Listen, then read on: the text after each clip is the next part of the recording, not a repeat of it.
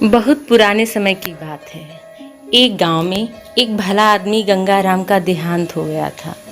तो जैसे ही उस आदमी के परिवार वाले उसकी अर्थी को शमशान ले जाने लगे, तभी अचानक एक मोटे ताजे सेठ ने उस अर्थी का एक पांव पकड़ लिया और बोला कि मरने वाले इस गंगाराम से मैं 2 लाख रुपए का कर्जा मांगता हूँ। इसलिए पहले मुझे मेरे पैसे दे दो, तभी मैं इसकी अर्थी को शमशान ले जाने दूंगा। अब तमाम लोग तमाशा देख रहे थे। तभी उनके 3 बेटों ने कहा कि हम तुम्हारा कर्जा नहीं देंगे, पिताजी का कर्जा पिताजी जाने, और वैसे भी अब वे तो इस दुनिया में है नहीं। अगर तुम्हें इनकी अर्थी ले जानी है तो ले जाओ।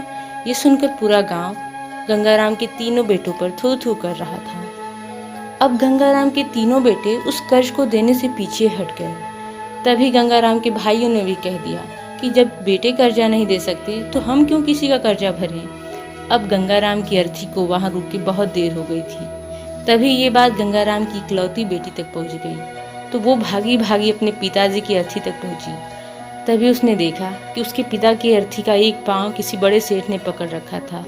ये देखते ही उसकी आंखों में आंसू आ गए और उसने अपना सारा जेवर और जितने भी पैसे उसके पास थे वो उसे दे दिए और फिर उस सेठ के आगे हाथ जोड़ते हुए कहा, सेठ जी, अगर यह सब जेवर बेचकर भी आपका कर्जा पूरा ना हो पाए तो मैं खुद आपका सारा कर्जा चुकाऊंगी, मगर इस समय मेरे पिताजी की अंतिम यात्रा को मत रोको।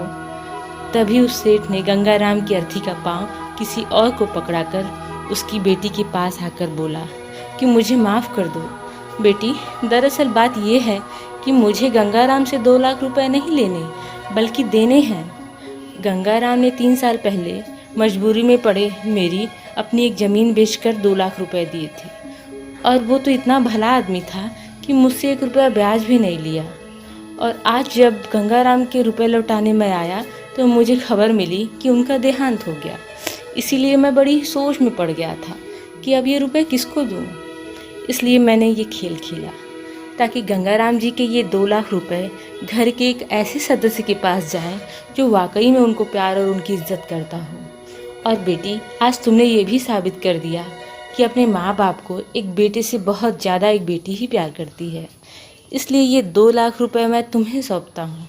काश तुम जैसी बेटी हर घर में हो जो अपने पिता की इतनी इज्जत करती है। यह सब देखकर गंगाराम के बेटे और भाई का सिर शर्म से नीचे झुक गया। वाकई में दोस्तों, ये बात तो एकदम सच है कि एक माता पिता को बेटी से ज़्यादा बेटी ही प्यार और उनकी इज्जत करती है। इसलिए दोस्तों, बेटी पढ़ाओ और बेटी बचाओ। धन्यवाद।